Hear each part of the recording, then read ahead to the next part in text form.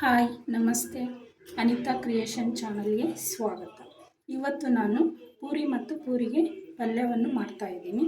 ಪಲ್ಯ ಮಾಡಿಕೊಳ್ಳಲು ಬೇಕಾಗುವಂತಹ ಸಾಮಗ್ರಿಗಳು: ಮೊದಲನೆಯದಾಗಿ ಈರುಳ್ಳಿಯನ್ನು ಚಿಕ್ಕದಾಗಿ ಕಟ್ ಮಾಡಿಕೊಳ್ಳಬೇಕು. ನಂತರ ಒಂದು 4 ಮೆಣಸಿನ್ಕಾಯನ್ನು ಕಟ್ ಮಾಡ್ಕೋಬೇಕು. ಮತ್ತು ಒಗ್ಗರಣೆಗೆ ಸಾಸಿವೆ, ಜೀರಿಗೆ, ಕರಿಬೇವು, ಕೊತ್ತಂಬರಿ ಮತ್ತು ಲಾಸ್ಟಲ್ಲಿ ನಾವು ಪುಟಾಣಿ ಪೌಡರನ್ನು ಮಾಡ್ಕೋಬೇಕು. ಪುಟಾಣಿ ಪೌಡರನ್ನು ಕಲಿಸ್ಬಿಟ್ಟು ಹಾಕೋದು ಲಾಸ್ಟಲ್ಲಿ. ಇವಾಗ ಪಲ್ಯವನ್ನು ಮಾಡೋದು ಹೇಗೆ ಅಂತ ನೋಡೋಣ. ಮೊದಲನೆಯದಾಗಿ ಒಲೆಯನ್ನು ಹಚ್ಚಿಕೊಳ್ಳಬೇಕು. ನಂತರ ಮೊದಲನೆಯದಾಗಿ ಸ್ವಲ್ಪ ಎಣ್ಣೆಯನ್ನು ಹಾಕಿಕೊಳ್ಳಬೇಕು.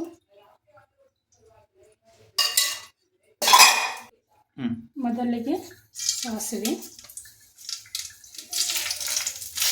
ಜೀರಿಗೆ, ಕರಿಬೇವು, ಕೊತ್ತಂಬರಿ, ಆಮೇಲೆ ಮೆಣಸಿನಕಾಯಿ ಮತ್ತು ಈರುಳ್ಳಿಯನ್ನು ಹಾಕಿಕೊಳ್ಳಬೇಕು.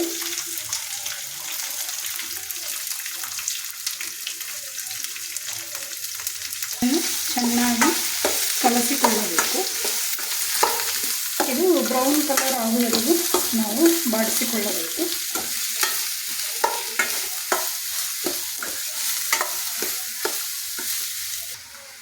ರುಚಿಗೆ ತಕ್ಕಷ್ಟು ಉಪ್ಪು ಮತ್ತು ಅರಿಶಿಣ,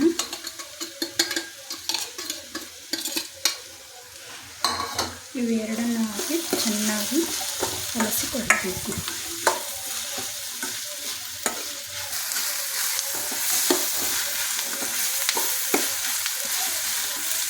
ಈರುಳ್ಳಿ ಬ್ರೌನ್ ಕಲರ್ ಬರುವವರೆಗೂ ನಾವು ಫ್ರೈ ಮಾಡ್ತಾ ಇರಬೇಕು.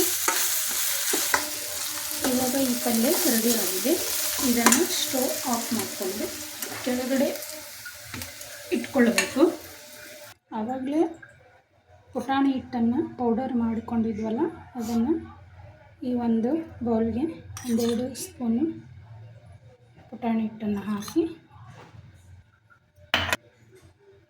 ಸ್ವಲ್ಪ ನೀರು ಹಾಕುತ್ತಾ ನಾವು ಇದನ್ನು ಗಂಟು ಇಲ್ಲದಂತೆ ಕಲಸಿಕೊಳ್ಳಬೇಕು. ಇವಾಗ ಈ ಹಿಟ್ಟನ್ನು ಗಂಟಿಲ್ಲದಂತೆ ಕಲಸಿಕೊಂಡಿದ್ದೇನೆ. ಇದನ್ನು ಈ ಪಲ್ಯಗೆ ಹಾಕಿಬಿಟ್ಟು ಎಲ್ಲವನ್ನು ಹಾಕಿಬಿಟ್ಟು ಚೆನ್ನಾಗಿ ಮಿಕ್ಸ್ ಮಾಡಿಕೊಳ್ಳಬೇಕು.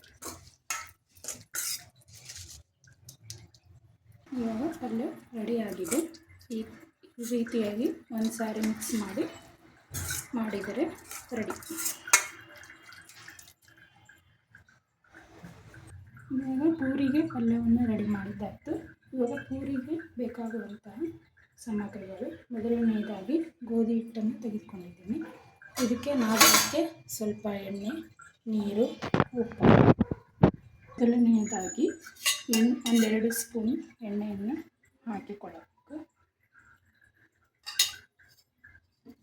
ಮತ್ತು ಸ್ವಲ್ಪ ಉಪ್ಪನ್ನು ಹಾಕಿಕೊಳ್ಳಬೇಕು. ರುಚಿಗೆ ತಕ್ಕಷ್ಟು ಉಪ್ಪನ್ನು ಹಾಕಿಕೊಳ್ಳಬೇಕು. ಇವಾಗ ಸ್ವಲ್ಪ ನೀರು ಹಾಕುತ್ತಾ ಚಪಾತಿ ಹಿಟ್ಟಿನ ಹದಕ್ಕೆ ನಾವು ಈ ಹಿಟ್ಟನ್ನು ನಾದಿಕೊಳ್ಳಬೇಕು. ಇವಾಗ ಪೂರಿ ಮಾಡಿಕೊಳ್ಳಲು ಹಿಟ್ಟು ರೆಡಿಯಾಗಿದೆ. ಇವಾಗ ಪೂರಿ ಕರಿಯಲು ಎಣ್ಣೆಯನ್ನು ನಾವು ಮೊದಲಿಗೆ ಕಾಯಲು ಇಟ್ಟುಕೊಳ್ಳಬೇಕು.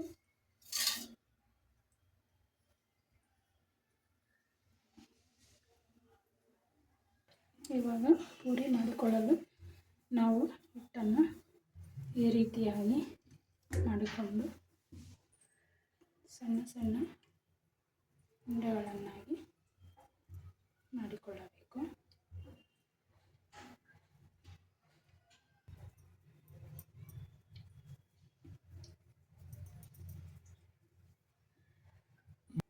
ಎಣ್ಣೆಯನ್ನು ಹಚ್ಚಿಕೊಂಡು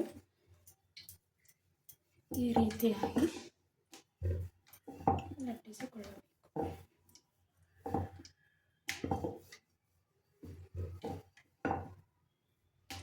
ನಿಮಗೆಷ್ಟು ಗಾತ್ರ ದೊಡ್ಡದಾಗಿ ಬೇಕಾಗುತ್ತೆ. ಅಷ್ಟು ಸೈಜಲ್ಲಿ ನೀವು ಲಟ್ಟಿಸಿಕೊಳ್ಳಬೇಕು. ಇದು ಸ್ವಲ್ಪ ದಪ್ಪನಾಗಿ ಇರಬೇಕು, ಅಂದರೆ ಪೂರಿ ಉಬ್ಬಿ ಬರುತ್ತೆ.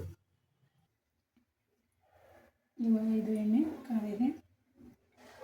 ಪೂರಿಗಳನ್ನು ಕರ್ಕೋಬೇಕು.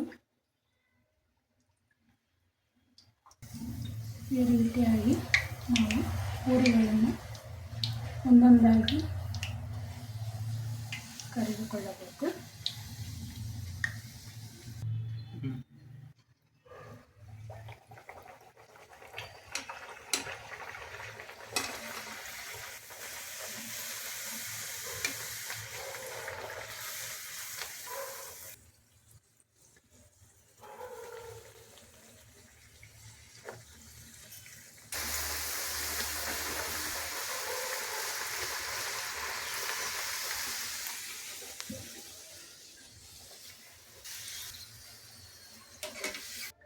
ಇವಾಗ ಪೂರಿ ಮತ್ತು ಪೂರಿಗೆ ಪಲ್ಯ ರೆಡಿಯಾಗಿದೆ.